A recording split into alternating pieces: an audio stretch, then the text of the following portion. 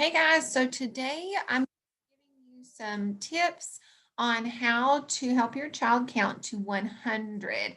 So once you can make it past the teens, there's a pattern, and if your child can figure this pattern out, then it is going to be smooth sailing. So the first thing that we're going to do when we learn how to count to 100 is we're going to learn how to count to 100 by tens.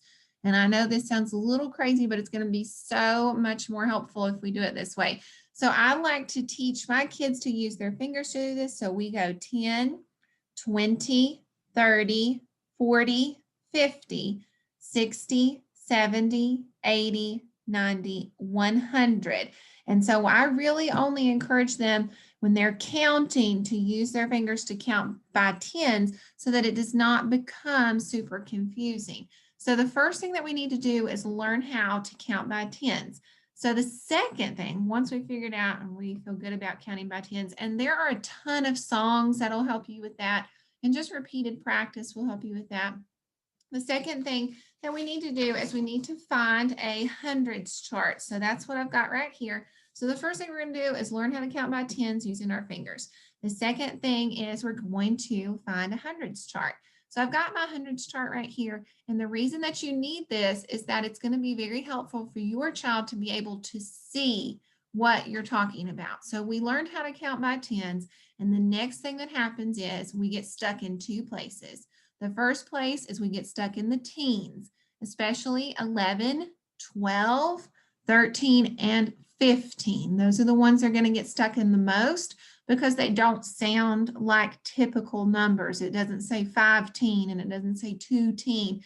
And so that can be very confusing. So I would focus a lot of energy on these teen numbers because the only way to get through those is practice. And there are a bunch of songs that you can use to help you get through those, but just kind of working through those teen numbers. Now, once we get past the teen numbers, we're counting along and you'll start to notice they're going to get stuck in these nines. So either they don't know what's next or they're going to go 27, 28, 29, 20, 10.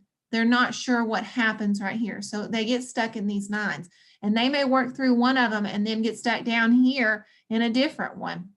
So this is why we used our fingers to count.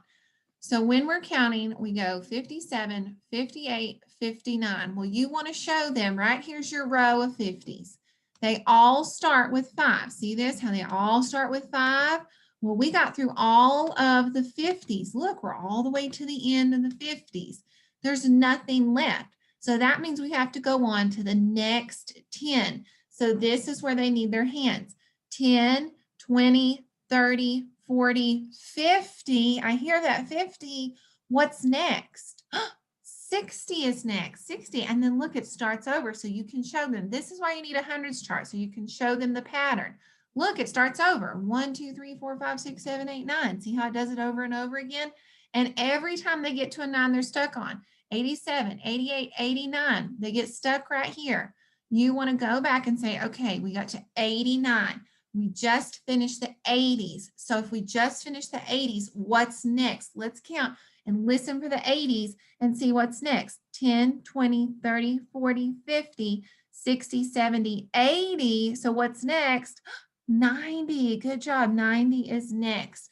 And the third thing that you have to do is just practice. Practice, practice, practice makes perfect. And I know that it is a big deal to count all the way to 100, and it takes a lot of hard work, and they may get stuck on those nines along the way. They may get stuck, but please just stick in there. Don't get frustrated. And if we learn how to count by tens first, it'll be super helpful when we transition from 110 over to the next one. So I hope this was helpful for you guys. And I can't wait to see how your counting goes. So remember, learn how to count by tens first, find a hundreds chart so you can review, and then go ahead and practice. All right, good luck.